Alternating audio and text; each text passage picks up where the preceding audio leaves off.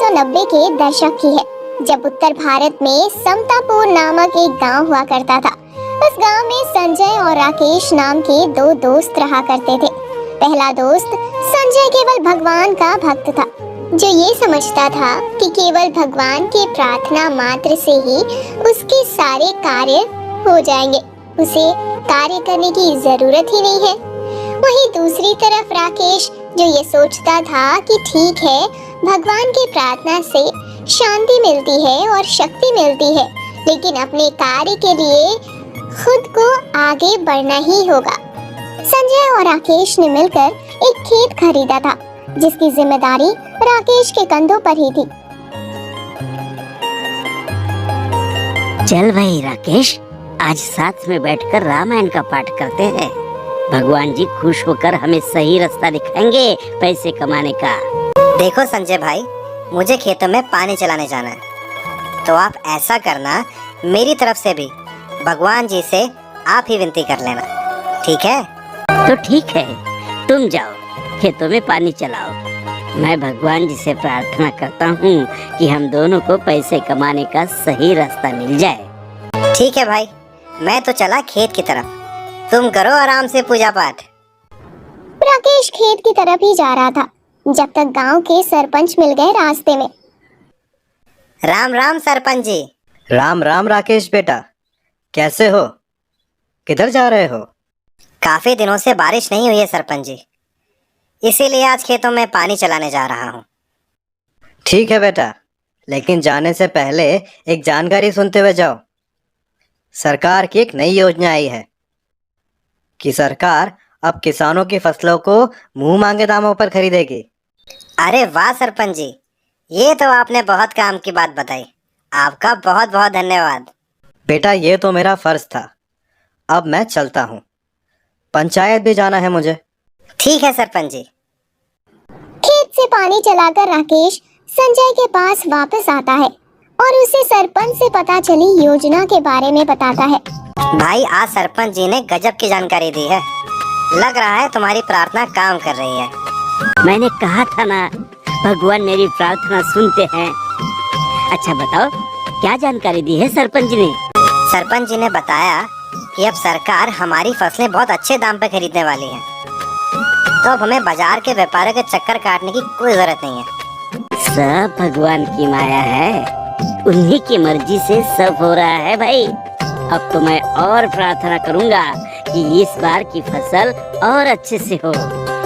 ठीक है संजय, तुम धर्म का विभाग संभालो और मैं कर्म का विभाग संभाल रहा हूँ। ठीक है भाई, यही करते हैं। एक तरफ अच्छी फसल उगाने के लिए राकेश ने अपनी मेहनत दोगुनी कर दी, तो दूसरी तरफ संजय ने अपना पूजा पाठ और भगवान की प्रार्थना बढ़ा दी।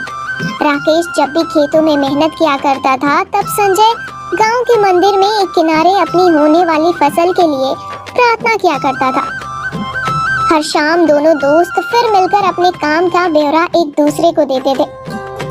हमारी फसलें लहराना चालू हो गई हैं भाई, तुम बस ऐसे ही मन में भगवान को खुश करते रहो। हाँ हाँ बिल्कुल, लग रहा है इस बार अच्छी फसल हो ही जाएगी। हाँ भाई, भगवान यूं ही तुम्हारी सारी बातें सुनता रहे। भगवान जी तुम्हें खूब शक्ति दे, हमेशा अपनी कृपा तुम पर बनाए रखे। फसलों की कटाई हो चुकी थी, चारों तरफ अनाज के बोरियों की ढेर रखी हुई थी। प्रतीत हो रहा था कि इस बार की फसल पिछले बार से ज्यादा हुई है। देखो भाई संजय, इस बार कितनी अच्छी फसल हुई है। सब भगवान की कृपा है हम दोनों पर। मेरी प्रार्थनाएं भगवान कभी भी अनसुना नहीं करते। मैं इन फसलों को अब अच्छे से अच्छी कीमत मिले, इस बात के लिए प्रार्थना करूंगा। फसलों की कीमत भी अच्छी ही मिलेगी। मैं आज पूरी रात इसके लिए भगवान से प्रार्थना करूंगा। पूरे 200 बोरियां ज्यादा अनाज हुआ है इस बार। हाँ भाई, तुम्हारी पूजा पाठ और प्रार्थनाओं की शक्ति से ही बहुत कुछ हुआ है। अब कल चलकर देखते हैं फसल के हम लोग को कितने दाम मिलेंगे। ठीक है भाई, कल मिलते हैं हम। सुबह का पहर हो चुका था।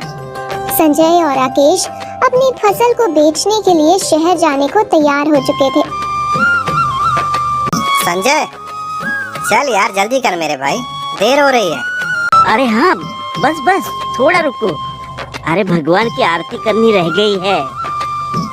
ठीक है भाई, तुम जल्दी आरती करके आओ, मैं यहीं पर हाथ जोड़े खड़ा हूँ। बस अब भी आया। अरे आओ आओ, तुम भी आओ, आरती कर लो तुम भी। हाँ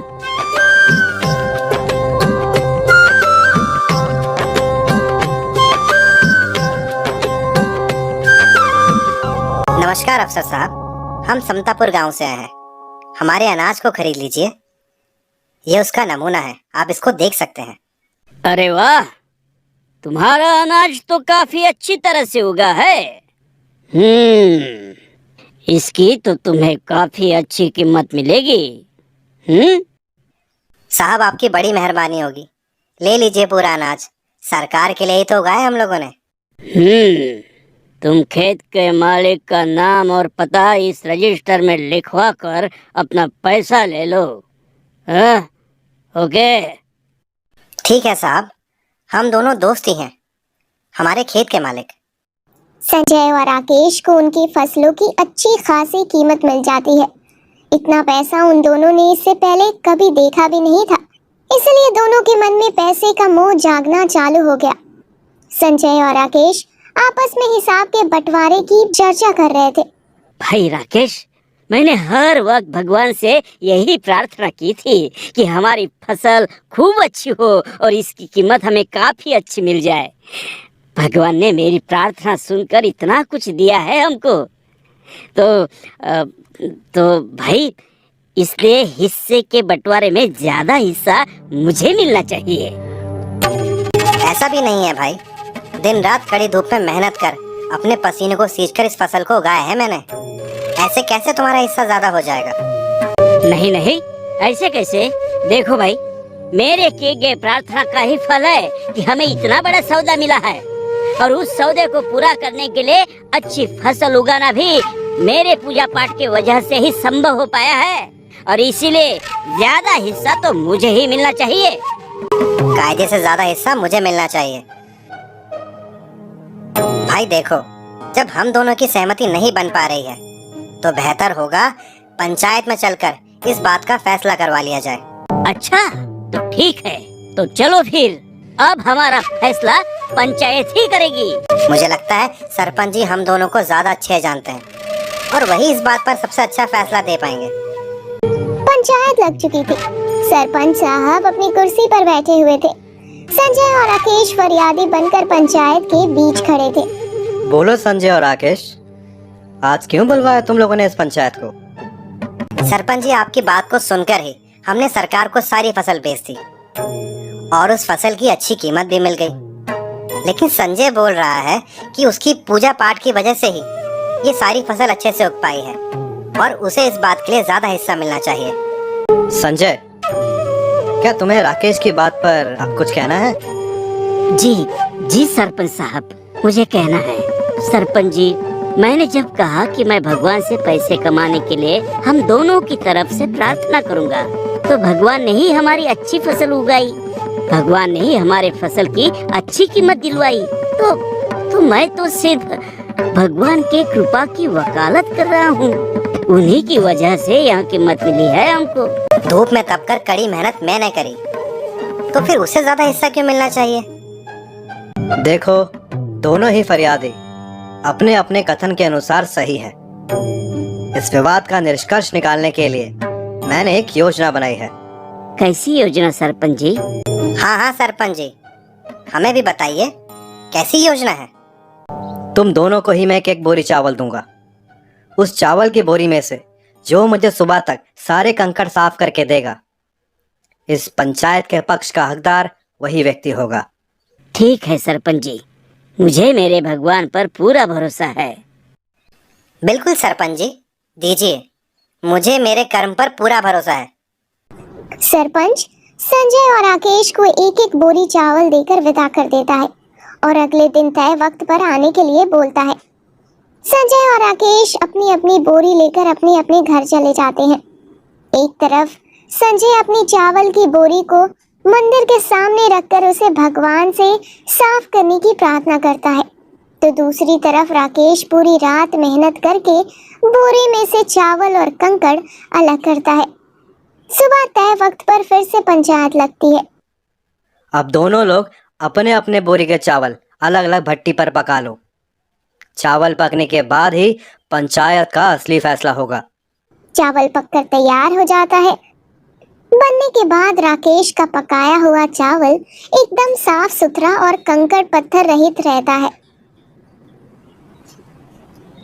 तो दूसरी तरफ संजय के पकाए हुए चावल में भारी मात्रा में कंकड़ पत्थर निकलते हैं। संजय और राकेश, अपने अपने चावलों को देखो और अब तुम दोनों खुद ही बताओगे किसका चावल कितना साफ है। सरपंच जी, मेरे ही चावल में कंकड़ है। लग रहा है भगवान जी इस बार मेरी प्रार्थना नहीं सुन पाए हैं। मैं पंचायत का फैसला स्वीकार करता हूँ। देखो संजय, भगवान जी की आस्था करना और भगवान जी पर भरोसा करना एक अच्छी बात है, परंतु भगवान जी पर भरोसा करके अपने कर्म को कभी नहीं छोड़ना चाहिए। भगवान जी हमेशा अपने कर्म को ईमानदारी से करने वाले का ही साथ देते हैं। कल भी राकेश ने अपना कर्म ईमानदारी से किया, जिसके चलते उसके चावल में एक भी कंकड़ नहीं मिला, लेकिन तुमने उस बोरी को भगवान के भरोसे छोड़ दिया और यही वजह है कि आज पंचायत राकेश के पक्ष में फैसला सुनाएगी। भाई राकेश, मुझे माफ कर दो भाई। मैं भी अब तुम्हारे साथ मिलकर खेतों में मेहनत करूंगा और अपना कर्म करता रहूंगा। भाई कोई बात नहीं भाई, ना किसी के हिस्से में ज्यादा है और ना ही किसी के हिस्से में कम। हम दोनों ही भाई कमाई को बराबर बांट लेंगे। संजय ये समझ जाता है कि भगवान की प्रार्थना से आपको शक्ति मिलती है, आपको शांति मिलती है, ताकि आप अपने कार्य को अच्छे से कर सके। और इधर राकेश भी समझ जाता है कि कार्य के साथ साथ भगवान की प्रार्थना भी जरूरी है, ताकि अगर कार्य में कोई अड़चन आए तो भगवान उसे संभाल ले।